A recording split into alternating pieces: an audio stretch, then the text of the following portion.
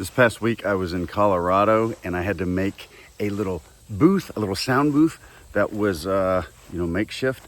But like I always do, I was able to do it on the road. Did a lot of work for some people. They liked it. This is how you do it. If you're interested in voice acting and you want to do this kind of stuff for a living, then check out my school link down in the description. Okay, now here's what I did. Okay, so I am in Colorado. There's mountains out there somewhere. All right, now I'm obviously not in my studio, so what am I gonna do? I always come to my bedroom in whatever place I'm staying in. I pull back the covers like so, and then, see if I can do this. Now I have a little shield like this.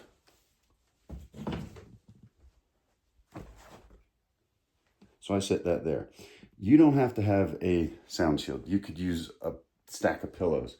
I got plenty.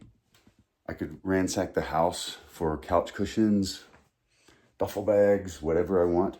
But since I have it, it's just quick and easy, and that's sort of the foundation. Now, what I do next, get my computer and interface hooked up. See? Computer, bam. Get my mic down here.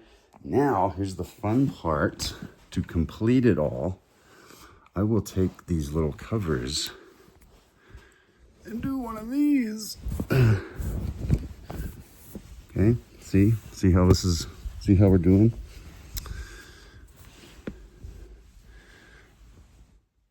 Now it sounds good in here. So you can do that at your house until you get a permanent structure.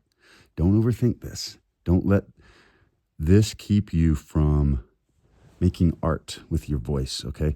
You do need a mic, but once that mic comes in, if your studio's not set up yet perfectly, it's okay. Don't sweat it. Set up something like this and get to it. Well, that's all, folks. That's what I did. So if you want a lot more stuff like that and my whole training course, and you want to, meet with other people and do video calls every week and things like that, check out my school link in the description.